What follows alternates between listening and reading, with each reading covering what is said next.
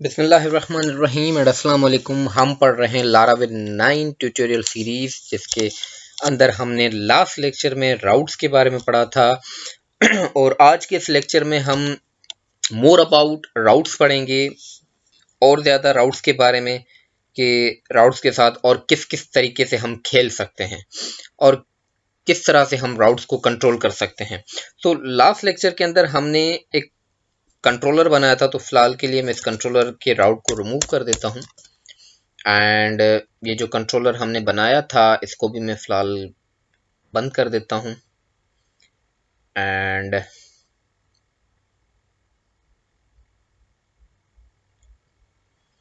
HTTP and app को भी मैं फिलहाल बंद कर देता हूं।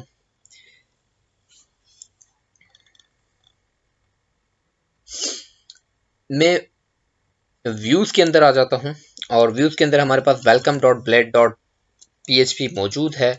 इसके अंदर फिलहाल जो बॉडी के अंदर जो कुछ चीज़ें हमारे पास मौजूद हैं, दिस मैं इसको कर देता हूँ रिमूव। ठीक है, एंड रिमूव करने के बाद मैं यहाँ पे एक h1 दे देता हूँ, सपोज के वेलकम होम पेज। मैंने एक हेडिंग दे दी एंड यहाँ पे आके मैं एक बार अपने इस प्रोजेक्ट को रिफ्रेश कर देता हूँ।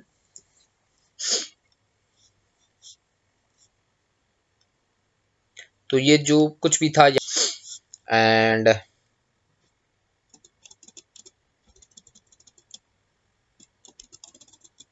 मैं अगर ये स्टाइल्स भी दोनों अगर रिमूव कर दूं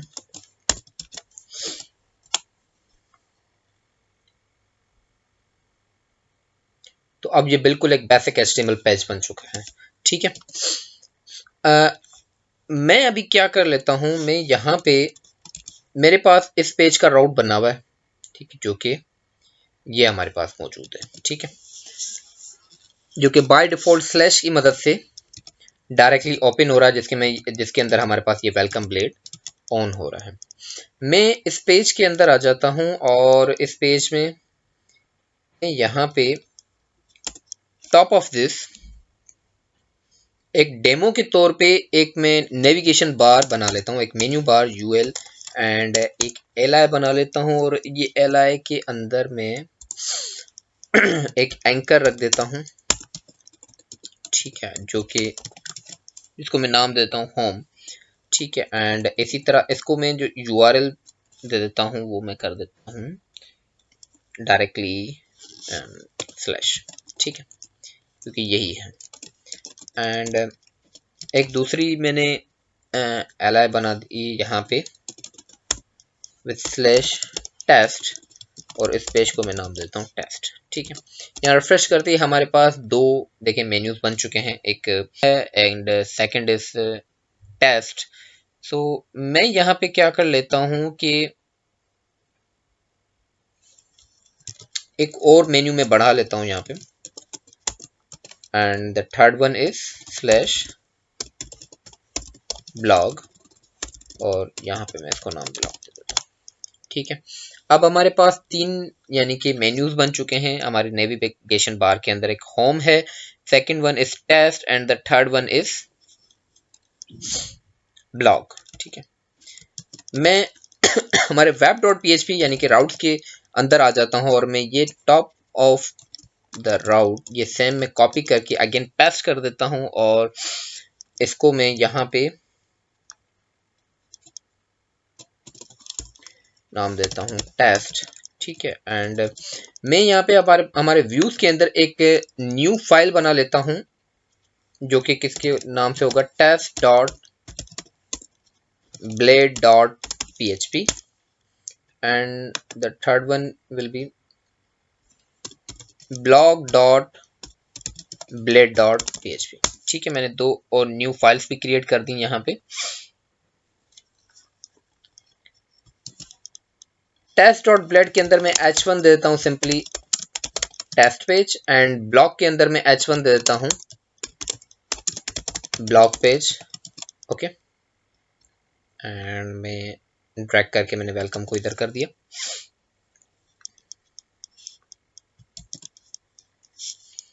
और इस पेज पे जो रिटर्न होगा वो टेस्ट होगा एंड इस पेज पे रिटर्न जो होगा वो होगा स्लैश, सॉरी यहाँ पे स्लैश आएगा, ठीक है। एंड इस पेज पे जो हमारे पास रिटर्न होगा वो होगा blog and the page is blog, ठीक। हमारे पास HTML पेज का नाम भी ब्लॉग है और यहाँ पे जो मैंने उनकी URLs भी कुछ इस तरह से बनाई है, ठीक है।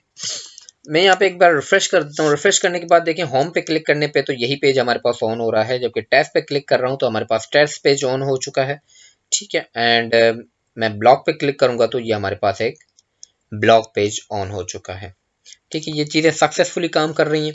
फॉर सपोज कि मैं यहाँ पे जो मेरे पास राउट है मैं इसको कर देता हूँ test2, ओके। राउट जो है उसको मैं test2 कर देता हूँ, जबकि यहाँ पे वेलकम के अंदर हमारे पास एंकर के अंदर जो वो टेस्ट ही मौजूद है। मैं जैसे ही क्लिक करूंगा टेस्ट पे तो क्योंकि इसको राउट नहीं मिल रहा तो ये 404 नॉट फाउंड का एरर दे रहा है कि इस नाम का कोई भी राउट हमारे पास मौजूद नहीं है।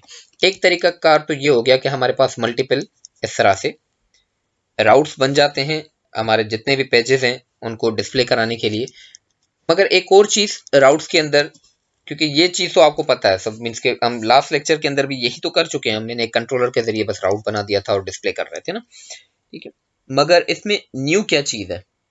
न्यू चीज ये है जो अभी हमने पढ़नी है, वो ये कि हम इन राउट्स को खुद से नेम्स भी दे सकते हैं with the help of name function. मैं सपोज कि इसको नाम दे देता हूँ होम, हालांकि इसका जो URL है वो डायरेक्टली इंडेक्स बेस्ड है, डायरेक्टली ऑन होगा। और इस टेस्ट को जो है मैं नाम दे देता हूँ सपोज के name, sorry name test page, and इसको मैं नाम दे देता हूँ नेम ब्लॉग पेज, ठीक है। इस तरह से मैंने इनको नाम दे दिए। अब ये भी एक तरह से सिक्योरिटी बढ़ाने का एक तरीका है ये कि हमारे पास जो ऊपर URLs में जो नाम नजर आएंगे वो इस तरह से यही आएंगे /test/blog, जबकि हम इनको एंकर में कॉल करेंगे इन नामों से, ठीक है।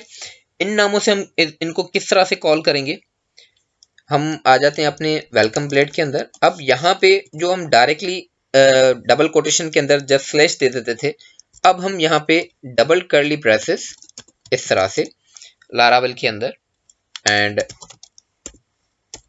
राउट, एंड राउट के अंदर मैं इसको यहाँ पे बताऊंगा कि भाई इस तरह से काम करना है आपने, ठीक है। तो मैं जैसे ही रिफ्रेश कर रहा हूँ, देखिए मैं होम पे क्लिक करूंगा तो देखें ये परफेक्टली काम कर रहा है। यहाँ पे राउट ये लगा हुआ है, जबकि इसको मैं राउट किस तरह से दे देता हूँ कुछ इस तरह से राउट, एंड मैंने इसका नाम रखा था टेस्ट पेज, ठीक है। तो अब मैं यहाँ पे टेस्ट पेज कर दूंगा एंड इसी तरह से ब्लॉक के अंदर राउट, एंड इसको मैंने नाम दिया था block page, right.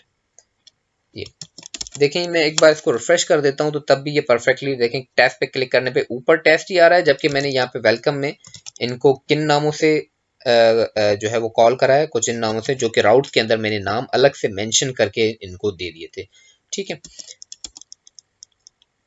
And blog पे क्लिक करने पे देखें ऊपर टॉप पे ब्लॉग ही है, जबकि वेलकम के अंदर मैंने ब्लॉग पेज करके इनको यहाँ पे रेफरेंस कर दिया था, ठीक है। ये तो हो गया कि राउट्स को नाम किस तरह से दिया जाए, ठीक है। बट इसी तरह से फर्दर मोर इन राउट्स के अंदर पैरामीटर्स भी पास होते हैं। जैसे कि अगर हम नॉर्मली जैसे प्रोसीजरल PHP की अगर बात करें तो वहां पे देखें हमारी जो URL होती है /test, एंड वहां पे हम कुछ इस तरह से सपोज क्वेश्चन मार्क करके ID इस तरह से पैरामीटर URL से भी भेजा जाता है। अक्सर ये चीज़ डेटाबेस में एक सिंगल रो कॉल कराने के लिए भी यूज होता है कि भाई वेयर सिंगल रो अगर मुझे सिर्फ व्यू करना है, सिंगल रिकॉर्ड व्यू करना है तो ऊपर टॉप पे यहाँ पे ID आ जाती है। तो फ्रेमवर्क्स के अंदर ये कुछ इस तरह से क्वेश्चन मार्क ID बन के नहीं जाता, बल्कि स्लैश की मदद से आगे 1/ या 2 या 3, रिकॉर्ड नंबर 3 या रिकॉर्ड नंबर 4, 5, 6, कुछ इस तरह से ये चीज़ें फ्रेमवर्क्स के अंदर काम करती हैं, कुछ इस तरह से डिज़ाइन हुई हैं। ठीक है, तो ये पैरामीटर किस तरह से यूआरएल में से पास होता है इन लाराविल। तो सपोज कि मेरे पास यहाँ पे एक राउट है, राउट, एंड मैं गेट मेथड यूज कर रहा हूँ, एंड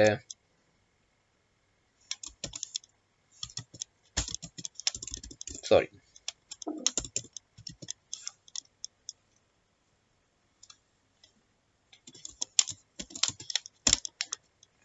स्लैश यूजर। सपोज मेरे पास एक यूजर है and comma function and this. ठीक है, और यहाँ पे डायरेक्टली रिटर्न क्या हो रहा है, मैं डायरेक्टली एक जो स्ट्रिंग है वो मैं रिटर्न कर देता हूँ।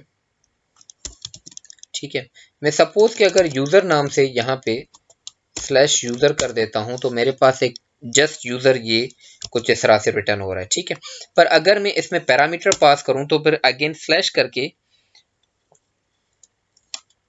विथ कर्ली ब्रेसेस में यहाँ पे एक ये यानी कि लाइक वेरिएबल नेम है जो कि गेट होगा यूआरएल के अंदर। ठीक है, एंड यहाँ पे एक मैं खुद से भी एक वेरिएबल बना लूंगा जो कि गेट होके यहाँ फंक्शन के अंदर एग्जीक्यूट होगा, एंड कॉन्केटिनेट करके मैं आईडी को प्रिंट कर देता हूँ। ठीक है, अब अब देखें, क्योंकि यूआरएल के अंदर मैंने क्या कर दिया है कि एक पैरामीटर मैंने यहाँ पे दे दिया, तो अब पैरामीटर जो है यहाँ पे मस्ट है।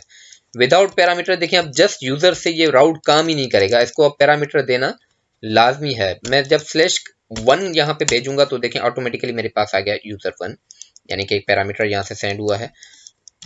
इसी तरह से अगर मैं यहाँ से कर दूं 2 तो यूजर2 हो गया, अगर मैं यहाँ से कर दूं यूजर3 तो 3 हो गया। ठीक है, यहाँ पे अब पैरामीटर जो है वो मस्ट है, पर अगर मैं चाहता हूं कि पैरामीटर को मैं ऑप्शनल कर दूं तो मैं ऑप्शनल भी कर सकता हूं, यानी कि सब हमारा जो राउट है वो काम करे अगर यानी कि पैरामीटर सेंड नहीं भी किया जा रहा फिर भी हमारा राउट काम करे तो कैसे होगा।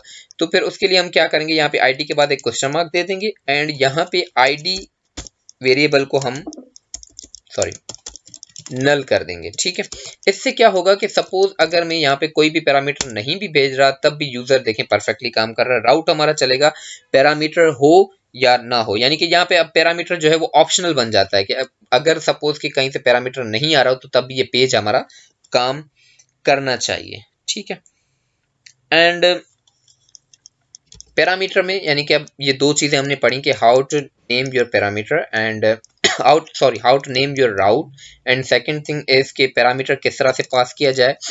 और एक और भी चीज यहाँ पे राउट्स के अंदर काम करती है, वो कैसे होता है, राउट्स के अंदर किस तरह से काम करते हैं वो चीजें कि सपोज कि मैं यहाँ पे चाह रहा हूं कि मेरे देखिए यहाँ पे सपोज मैंने 2 भेजा, ओके 2 परफेक्टली काम कर रहा है, पर अगर मैं स्ट्रिंग भेजूं तो यहाँ से अली भेज देता हूँ। ठीक है, तो यूजर अली परफेक्टली काम कर रहा है, मगर इस पर हम एक रेस्ट्रिक्शन लगा सकते हैं। रेस्ट्रिक्शन किस तरह से लगा सकते हैं कि मैं सपोज चाह रहा हूं कि वेयर हमारा आईडी जो है, हमारा जो आईडी है कॉमा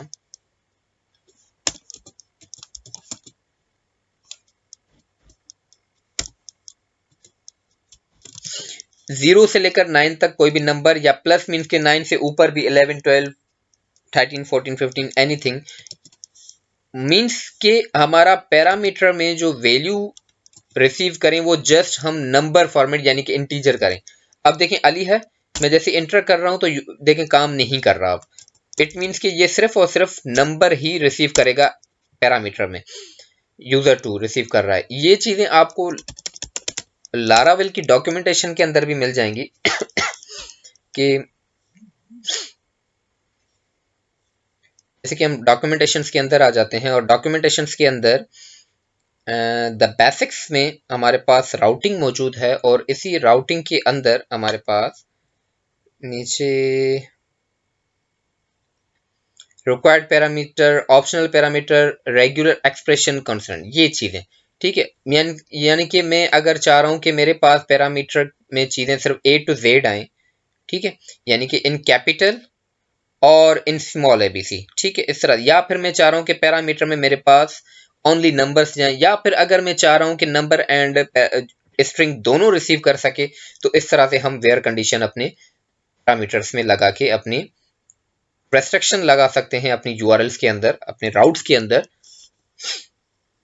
ताकि हम चीज़ों को और ज़्यादा सिक्योर बना सकें। ठीक है, ये था कुछ राउट्स के बारे में इंफॉर्मेशन। इंशाल्लाह मिलते हैं नेक्स्ट लेक्चर के अंदर, तब तक के लिए अल्लाह हाफिज़।